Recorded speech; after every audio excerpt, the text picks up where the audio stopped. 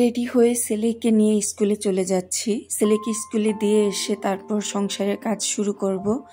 একটা সংসারে দিনের শুরু থেকে শেষ পর্যন্ত অনেক অনেক কাজ থাকে, তো সব কাজ তো আর শেয়ার করা হয় না, যতটুকু সম্ভব আপনাদের সাথে তুলে ধরি। তো এই তো ছেলেকে নিয়ে স্কুলে চলে যাচ্ছি।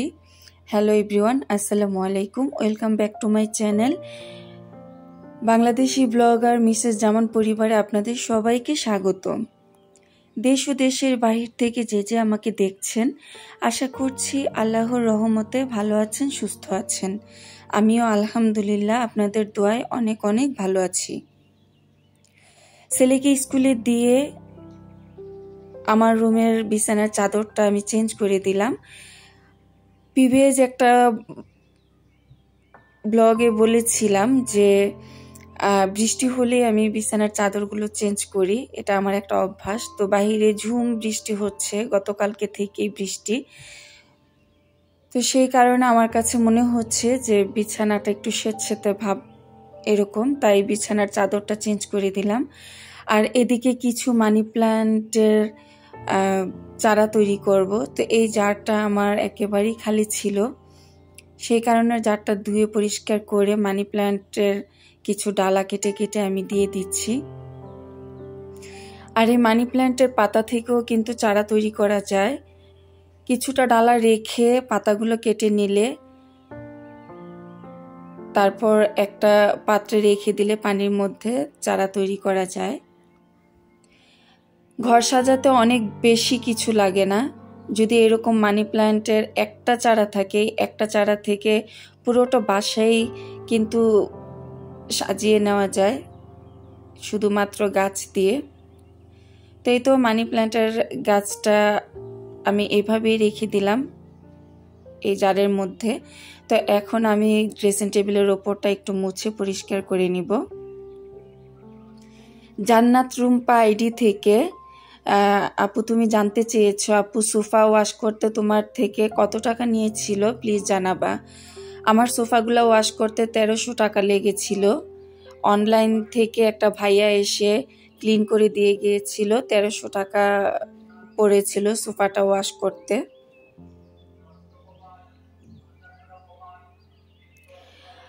আমাদের গল্প কথা আপু জানতে চেয়েছো, আপু তোমার টিভি ক্যাবিনেটটা কিসের আর দাম বলবে সুবিধা হতো। হ্যাঁ আসলে আপু আমার টিভি ক্যাবিনেটটা, এটা আসলে টিভি ক্যাবিনেট না, এটা একটা ক্যাবিনেট, এটা বইও রাখা যায়। তারপর হচ্ছে আমি কিছুদিন রান্নাঘরে একটা ক্যাবিনেট হিসাবে ইউজ করেছিলাম। তো আমার রান্নাঘরে জায়গা না থাকার কারণে এটা আসলে খাড়া করে রাখে, কিন্তু আমি ওইভাবে কাট করে রেখে ক্যাবিনেটের মতো ইউজ করছি। তো দেখতে পুরাটাই ক্যাবিনেটের মতোই লাগছে, এটা বোঝাই যাচ্ছে না যে এটা কি কোনো কিচেন ক্যাবিনেট বা বুক সেলফ এরকম কোনো কিছু।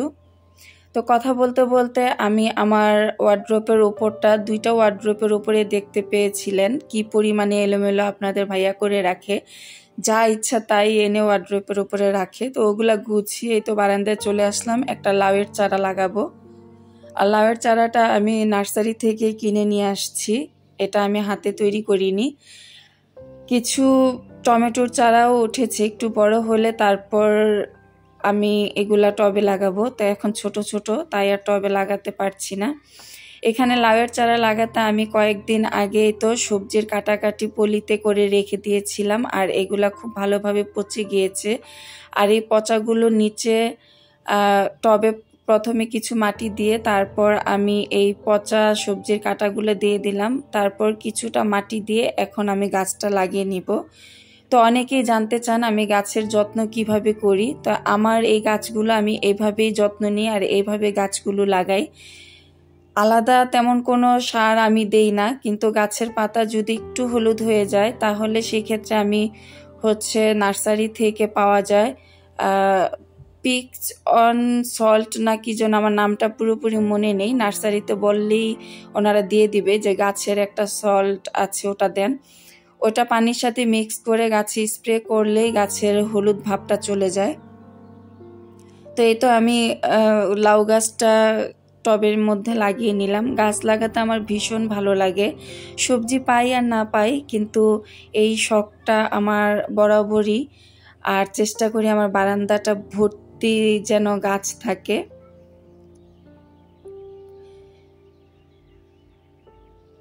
কুলসুম আক্তার আপু জানতে চেয়েছেন আপনার সোফার দাম কত হয়েছে। আমার সোফার দাম 32,000 টাকা পড়েছে। আমি কিন্তু সবার কমেন্টগুলো একদম শর্টকাটে পড়ে নিচ্ছি, যে যেটা জানতে চাচ্ছেন শুধু ওটাই উল্লেখ করছি, বাকি কমেন্টগুলো কিন্তু আমি আর উল্লেখ করছি না।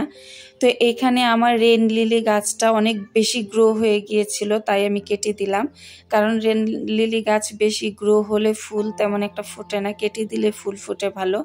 তো এখন আমি বারান্দাটা পরিষ্কার করে নিচ্ছি, কাদাগুলো ঝাড়ু দিয়ে তুলে নিয়েছি, এখন পানি দিয়ে আমি পরিষ্কার করে নিব। তার আগে এক পলক আপনাদেরকে দেখিয়ে দিচ্ছি আমার বারান্দাটা। এত ভালো লাগে আমার বারান্দায় এসে দাঁড়ালে, কি বলবো। আর এই তো লাউ গাছ, পাশে একটা সিম গাছ উঠেছে, আর এই যে এই বলটার মধ্যে কিছু বিলাতি ধনিয়া পাতার বিচি ফেলেছিলাম, তো মাশাআল্লাহ অনেকগুলো বিচি উঠেছে, একটু একটু করে 2-3 পাতা। আর এখানে পুঁই শাকের 2টা বিচি লাগিয়েছিলাম, 2টাই চারা উঠেছে।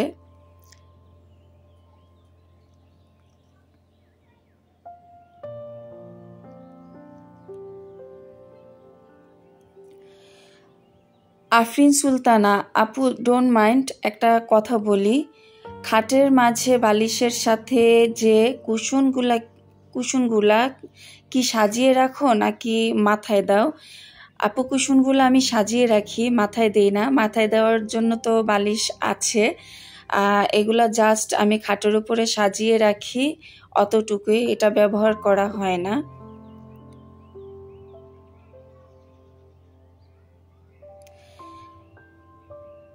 নূরজামাল ওয়ার্কার, আসসালামু আলাইকুম আপু। ওয়ালাইকুম আসসালাম, খুব ভালো লাগলো ভিডিও। আমি জানি তোমার অনেক বড় চ্যানেল। না ভাইয়া, আমার এত বড় চ্যানেল না, তবে দোয়া করবেন একদিন যেন আপনার এই কথাটা সত্যি হয়। আমি খুবই ক্ষুদ্র মানুষ এবং ক্ষুদ্র একটা চ্যানেল, তবুও আশা রেখে তোমার ভিডিও দেখার জন্য বন্ধু হয়ে থেকে গেলাম। ধন্যবাদ ভাইয়া, অনেক অনেক ধন্যবাদ এবং মন থেকে অনেক অনেক ভালোবাসা। আমি কিন্তু কথা বলতে বলতে ঘরটাও ঝাড়ু দিয়ে সব কাজ শেষ করেই তো রান্নাঘরে চলে আসলাম। এখন আমি এক পাশে ডাল দিয়ে দিয়েছি, আরেক পাশে পাবদা মাছ ভুনা করে নিব। টিভি আপু, তোমার ড্রেসিং টেবিল প্রাইস কত? আমার ড্রেসিং টেবিলটা প্রাইস পড়েছিল 7,500 টাকা। ইশরাস মম, একে একে তোমার সবগুলো ভিডিও দেখে নিচ্ছে আপু। তোমার বাসাটা কোথায় প্লিজ একটু জানিও, আর তোমার বাসা ভাড়া কত একটু জানিও আপু, একটু আইডিয়াও হবে। আমার বাসা মিরপুরে আপু, আমার বাসা মিরপুর ইব্রাহিমপুরে, আর আমার বাসা ভাড়া সব কিছু মিলিয়ে ভাড়া পড়ে 22,000 টাকা।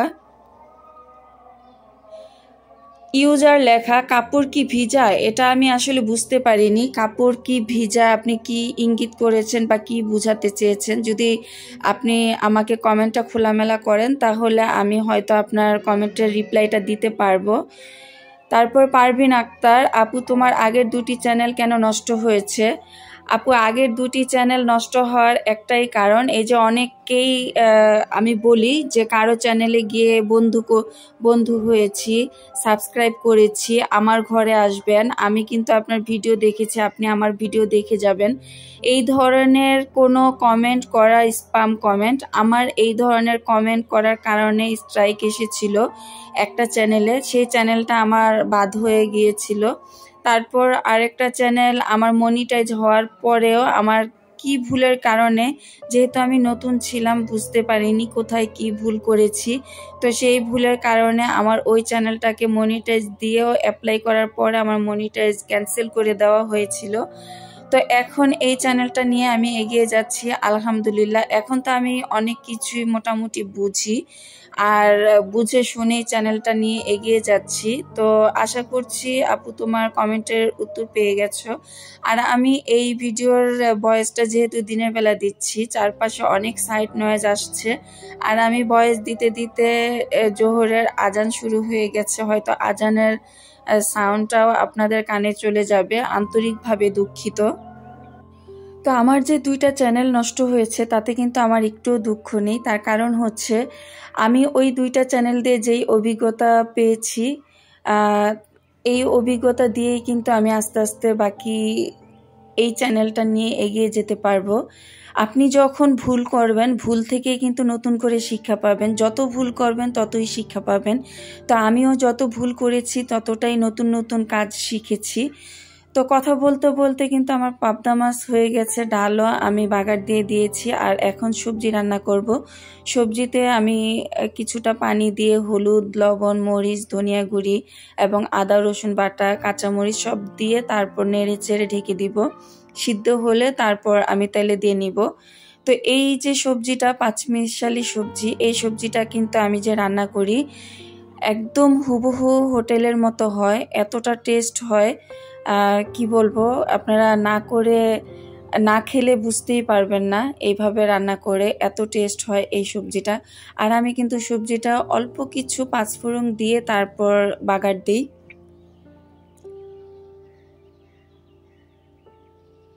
তো আমার সবজিটা কিন্তু সিদ্ধ হয়ে গেছে। আর এখন কিছুটা টমেটো দিয়ে নিচ্ছি। বন্ধুরা, আমার কথায় কাজে যদি কোনো ভুল হয়ে থাকে তাহলে ক্ষমা দৃষ্টিতে দেখবেন। আর ভিডিওর এই পর্যন্ত যারা যারা আছেন, যদি লাইক না দিয়ে থাকেন মনে করে প্লিজ লাইকটা দিয়ে দিবেন। আর ভিডিও দেখতে দেখতে যদি কোথাও কোনো অংশ আপনাদের কাছে ভালো লেগে যায় তাহলে সাবস্ক্রাইব করে অল অপশন বাটনটা ক্লিক করে রাখবেন। আমি যখনই নতুন কোনো ভিডিও আপলোড দিব সঙ্গে সঙ্গে নোটিফিকেশন আপনাদের কাছে চলে যাবে। আর আপনারা যারা যারা আমার এই লাইফস্টাইল ডেইলি ব্লগ দেখতে পছন্দ করেন তারা চাইলে আমার সাথে থেকে যেতে পারেন। কথা বলতে বলতে কিন্তু আমি ভিডিওর শেষ পর্যায়ে চলে আসছি। আর আমার ভিডিওগুলো যারা সাবস্ক্রাইব করে রেগুলার দেখছেন তাদের প্রতি রইল অনেক অনেক ভালোবাসা, মন থেকে জানাই অনেক বেশি দোয়া। তো ভালো থাকবেন, সুস্থ থাকবেন। আমার কিন্তু সবজি হয়ে গেছে, আমি সবজিটাও তেলে দিয়ে নিলাম। দেখা হবে নতুন আরেকটা ভিডিওতে। সেই পর্যন্ত সবাই ভালো থাকেন। আল্লাহ হাফেজ। আসসালামু আলাইকুম।